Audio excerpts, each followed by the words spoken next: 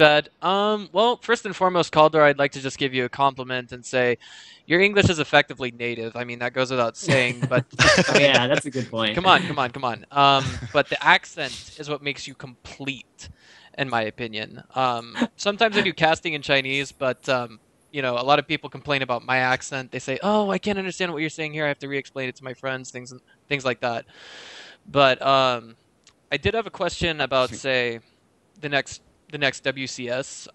My understanding is like basically okay. I'm gonna just go all out and say the China scene has to be reopened, and I say that because the last Neo TV Star League, it's like their NASL. The last one that took place got 27,000 viewers on the Chinese stream. The last NASL, which happened just a couple weeks afterwards, got 35,000 viewers in North America. Does that make sense? Do you guys think this is an endorsable proposition? Like, I think the whole reason why there was no WCS this year in China was largely due in part due to the fact that just Heart of the Swarm hasn't been published there yet. Oh, really? Yeah. I wasn't aware of that. Whoa, Wow. whoa. You guys didn't Really? know? Chan man, you're Chinese, I bro. didn't How even could you know. not know? That doesn't mean I live in China, dude. I mean, Okay. jeez. Yeah, can you No, I didn't know that. Wow. Okay. Wow. Okay, so breaking news today. All right. I mean, we have a lot of Chinese players already playing Heart of the Swarm, so I never really thought Yeah, about it. I mean, exactly. that Jim doesn't and Common, come those to guys, mind.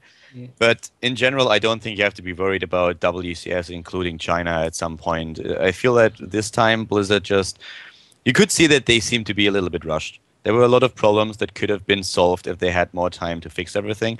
But I feel the biggest problems for them was that they wanted to start this year and streamline everything. It was already tough enough to get everything in Korea on the road and make like all those Korean politics that we have involved in StarCraft go away and try to solve those problems.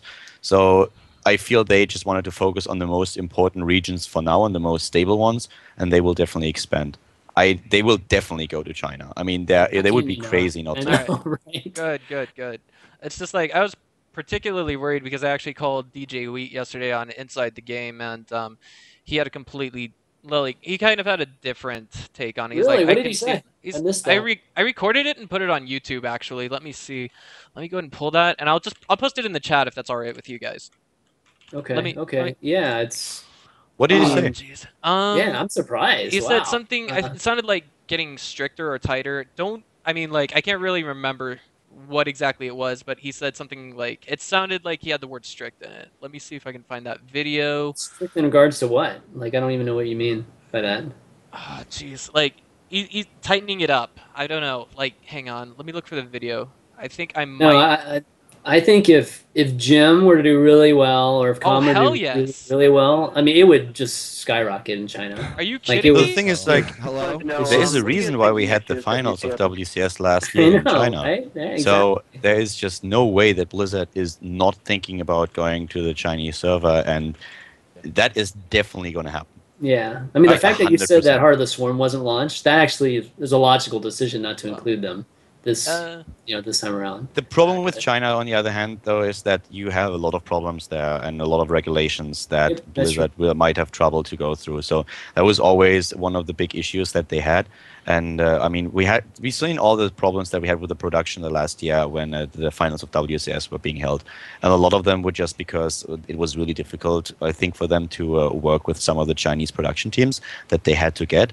So that was definitely an issue.